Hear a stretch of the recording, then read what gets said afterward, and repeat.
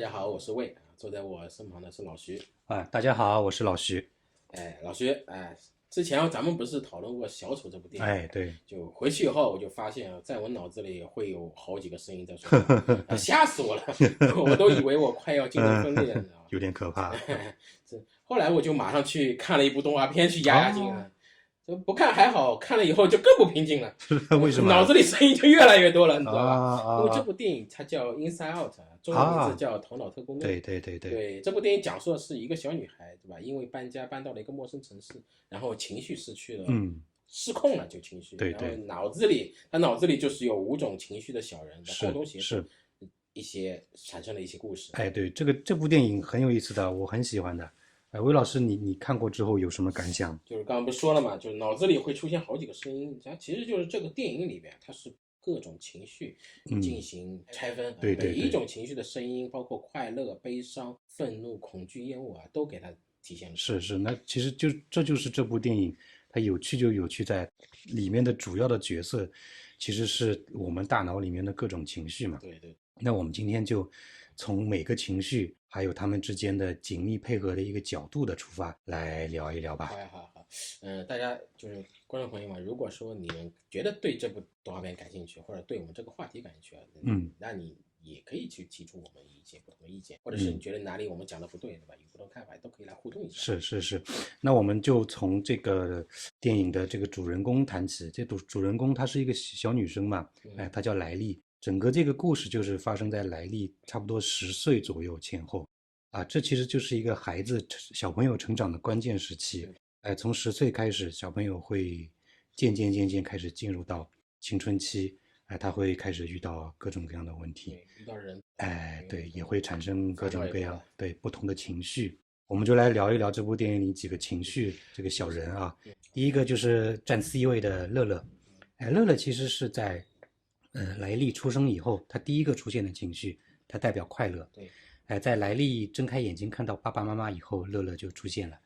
他的形象是一个蓝色的头发，绿色的裙子，浑身发光，就是寓意就是充满了希望。这个很好理解，因为微笑是婴儿的一种本能反应嘛。哭不是哭才是吗？微笑的所谓的本能反应，而且还包含着2个不同的阶段。第一个就是本能性的，或者说原发性的，或者说叫做非社会性的。什么意思？就是不管看到谁都笑。对，都会笑。这个是经常看到的。对，那进入到第2阶段就是社会性的，也就是他只看到爸爸妈妈或者亲密的人他才会笑，看到陌生人他就不笑。所以其实在电影里面是乐乐给莱莉带来了第一个记忆，这个记忆就是微笑会引发父母的反应。所以莱莉的第一个记忆是快乐的记忆，他一个记忆球闪闪发光的，就跟跟乐乐一样。而且这边我觉得是有一个伏笔，乐乐认为这是一个非常奇妙的时刻，而且他说这个时刻只属于莱莉和他自己，因为刚出生的时候只有他们。对。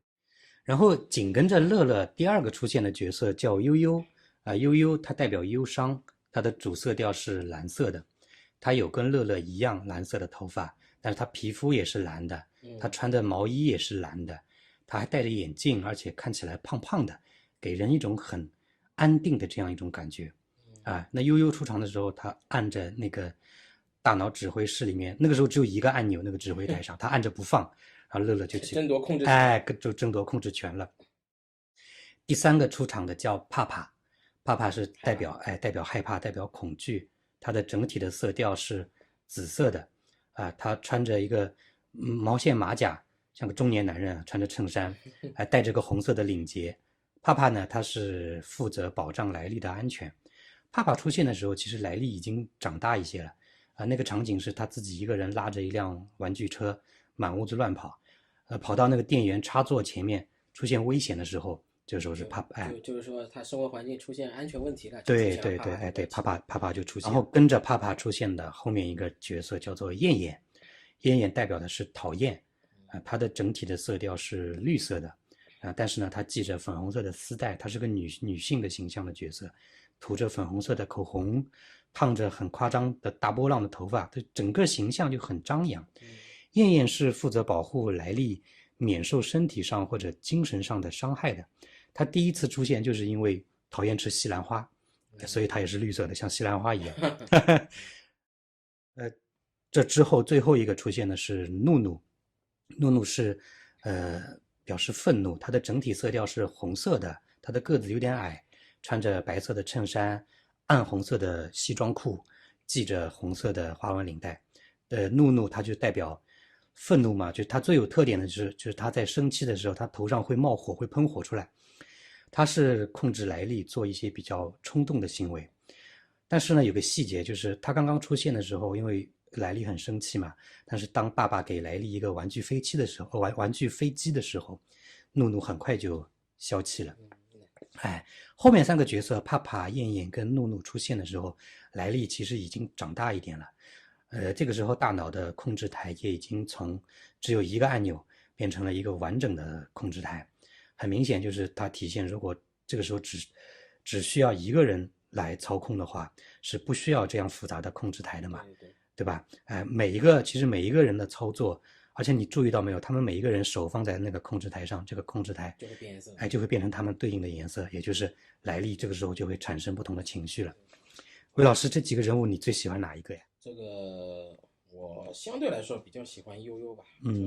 整个动画片里感觉内心最丰富的、最饱满的角色就是他。就是我觉得这个角色就一直在提醒我，就人生是不可能永远充满阳光的，就是你要允许自己悲伤是一种自我关怀，对吧？然后这个角色我觉得就更有真实性，更有感染力。相反，就是我觉得最不真实的就是你不可能一天到晚都是嘻嘻哈哈的。乐乐很显眼包，对不对？太真实。对，其实我也很喜欢悠悠啊，但你表面上看起来好像这每一个人物代表一种情绪，对吧？但如果你仔细观察一下这个电影里面的细节你会发现没有那么简单。对比如说燕燕的全身，它的主题颜色是绿色，是因为他出现的时候，莱利的爸爸妈妈在喂他吃西兰花，对不对？西兰花是绿色的。但是燕燕她扎着一条围巾，那条围巾是紫色的，而且燕燕涂的口红也是淡淡的偏紫色。紫色其实是帕帕的主要的颜色，对不对？所以讨厌跟害怕这2个情绪之间，是有关联的。那说到这个帕帕的主题颜色是紫色，但是呢，帕帕它带这个领结是红色的，红色是那个怒怒的颜色，所以害怕跟愤怒你害怕到极致了，就会愤怒，对不对？那乐乐跟悠悠这2个是故事后半段的2位主人公，他们一起克服困难，对不对？乐乐的头发，乐乐的整体颜色是偏绿色的，但是乐乐的头发是蓝色的，对吧？蓝色是悠悠的颜色嘛，这个设计很巧妙。是，而且我认为在电影刚开始的时候有一个伏笔，所有的这些角色就是露面出场了之后，悠悠又单独再出现了一次。这个时候乐乐说了一句话，他指着悠悠说：“他说他没有别的地方可以去。”这个伏笔我们放到最后回过来讨论，好不好？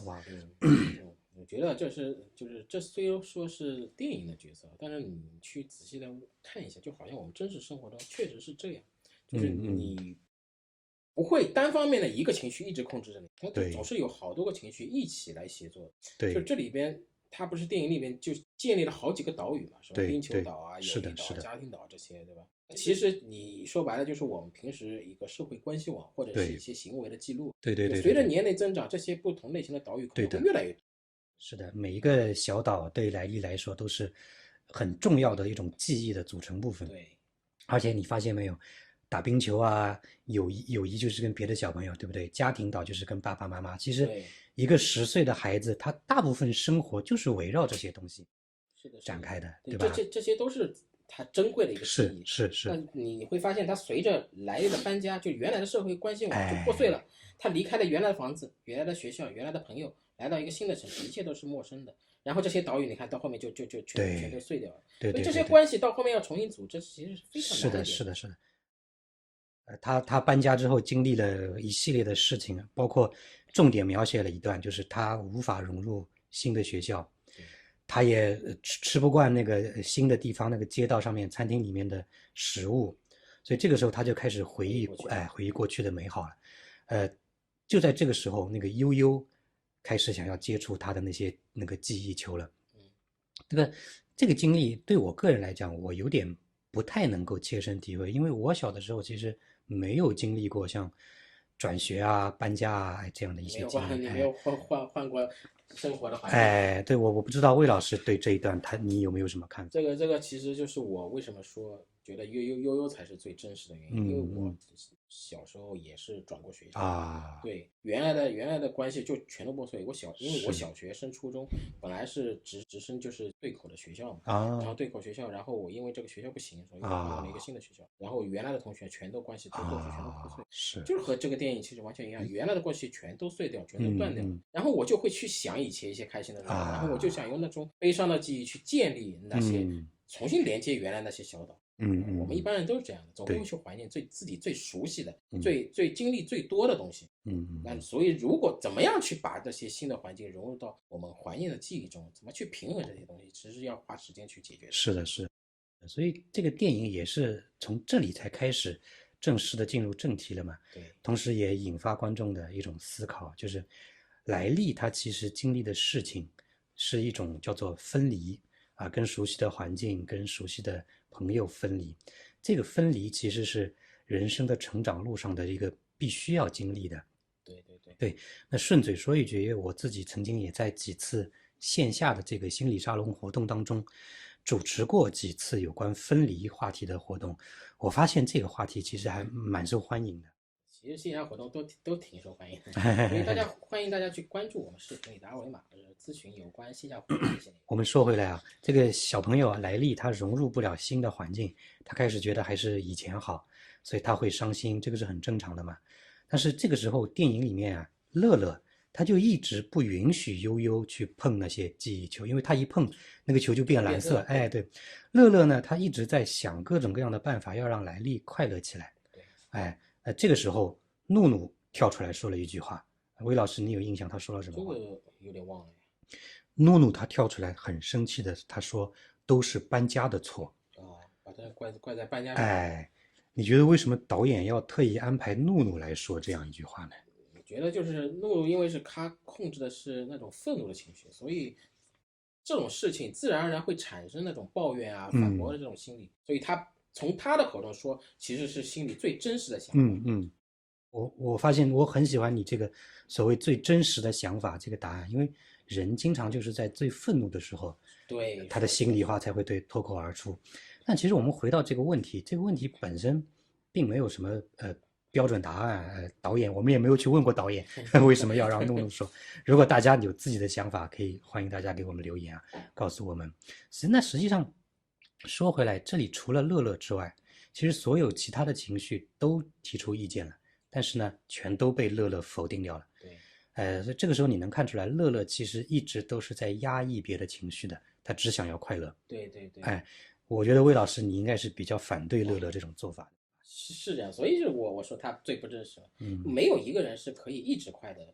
一个正常人，你说所有情绪肯定是都同时存在的，对吧？你说的更直白点，如果一个人你只看到他快乐，那么说明这个人没心没肺啊，对吧？一直在那边笑，你说是不是个傻子嘛？他没有共情能力啊，对吧？傻子不是每天乐呵呵的吗？对的，所以他剧情进行到这里就出问题了，出了个状况，那个乐乐跟悠悠被一起传送到了莱利大脑后面的记忆区域，他们俩离开控制室了，所以他们两个开始要想办法回到控制室了。所以这个时候控制室里还剩谁？啪啪咽咽，啪啪咽咽，几个负面情绪的。对的，所以他们几个开始留下来控制莱利的情绪，在他们几个的操控下，莱利他做出了一个决定。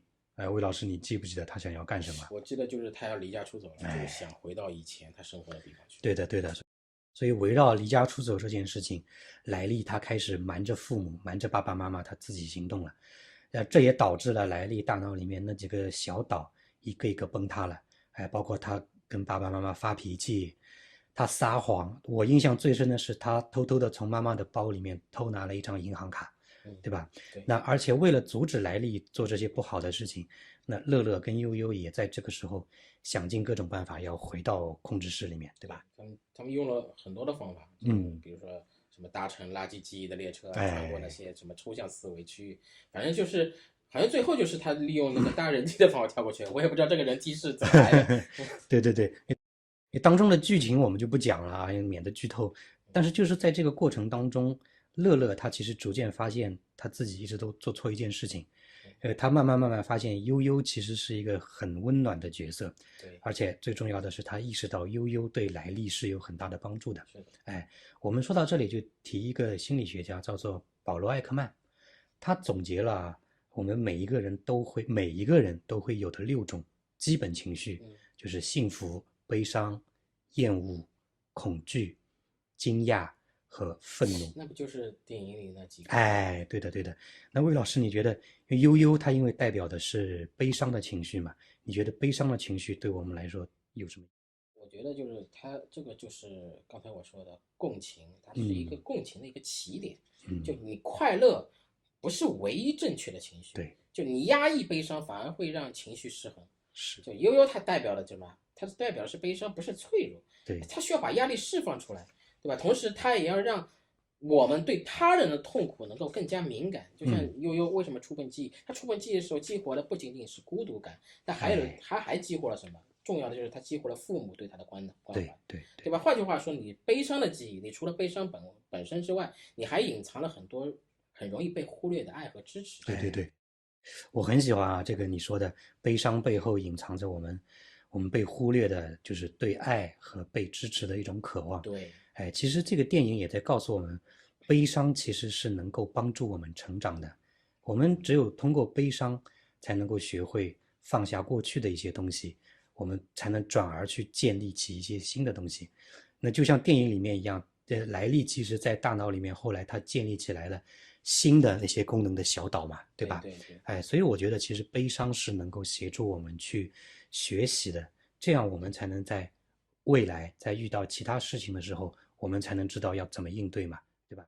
就其实就这部电影其实就是为了表达这个意思，它一步一步引导。对，在开始阶段，也就是莱利降生的时候，就是慢慢开始有记忆的时候，那时候是没有其他情绪的，是只有开心。但是你随着他长大，然后悠悠啊、怒怒啊，他们逐步出现。对。当悠悠出现的时候，乐乐最排斥的，总有那种第三者插足的感觉。对。所以这就是我们提到最一开始今天提到的一个伏笔嘛，就是刚开始的时候。乐乐在莱利产生第一个记忆的时候，他说这个东西只属于莱利和他自己嘛。对，因为其实现实生活当中，你看小朋友是很少会感到忧伤的。对，小朋友的世界多简单啊，就是以快乐为主嘛。对不对？所以刚开始的时候，乐乐给莱利存储的全部都是快乐的记忆。小孩子，你爸爸妈妈脑子里是什么样的，明显都是其他的情绪来主导。成年人才会有后面各种各样的情绪嘛，而且，哎，这部电影在最后，你记不记得还有几个很有意思的彩蛋？有一个彩蛋是有一个公交车司机，这公交车司机他脑袋里面5个全是怒怒，他没有其他的情绪，所以导致这个公交车司机他的路怒症很严重，非常这也很真实啊。对，他完全没有开心的情绪，完全没有其他的情绪了。是的，就每天都在愤怒的过日子。但是呢，你看，另一个彩蛋就是莱利的爸爸。莱利的爸爸虽然脑袋里面5种情绪都有，但是占 C 位的是怒怒。哎，魏老师，你有没有想过为什么爸爸脑袋里面是怒怒站在 C 位？就这个东西就是他工作嘛，你他上班每天受到压抑的情绪，你肯定也是一样的，就是每天被领导批，对吧？每天干什么都不爽，然后被人骂，肯定每天都是生气的情绪占主。是。那其实你看，怒怒他其实每次他在生气的时候，他头上会有像那个火山爆发一样的火焰窜出来的嘛。那其实我们可以反过来理解，就是怒怒这个角色，他其实日常是有2种状态的。他其实平常的时候是不生气的。哎，我们经常会讲一个人只有在生气非常生气到极致的时候会失去理智嘛，对吧？那也就是反过来理解，如果怒怒他的脑袋上没有在冒火的时候，某种程度上它代表的是一种理智的行为，就这个时候还在控制，对。那莱利的爸爸是一个成熟的男性嘛，你看怒怒的形象，穿的衣服就是衬衫，西裤领带，对，所以爸爸这样一个成熟的男性，日常要保持理智嘛，所以就是怒怒就是占 C 位的嘛，时刻会爆发。哎，但是你看莱利的妈妈，妈妈脑袋里占 C 位的是悠悠，因为她是个女性嘛，对不对？这个，相对于男性的理性来讲，大家普遍认为女性是一种感性的嘛，那悠悠其实代表的是悲伤的情绪，所以刚才说的嘛，共情为主嘛。悲伤的情绪其实是一种感性的象征嘛，所以相对于爸爸要保持理性，很多时候妈妈就是一个感性的形象，情感上的。哎，所以这个彩蛋里面，妈妈脑袋里面占 C 位的就是悠悠了嘛，哎。哎，魏老师聊到这边，我们今天又聊超过20分钟了。这个电影其实还是有第二部的，我们要不然就留在下一次来讨论，好吧？可以。同时呢，咱们也希望我们观众朋友可以通过视频上面的二维码与我们取得联系，然后在评论区呢发表是大家的这个意见啊。如果有自己的什么问题或者困扰，也可以和我们。好，那魏老师，我们今天就到这里，好不好？哎，好，拜拜。拜拜。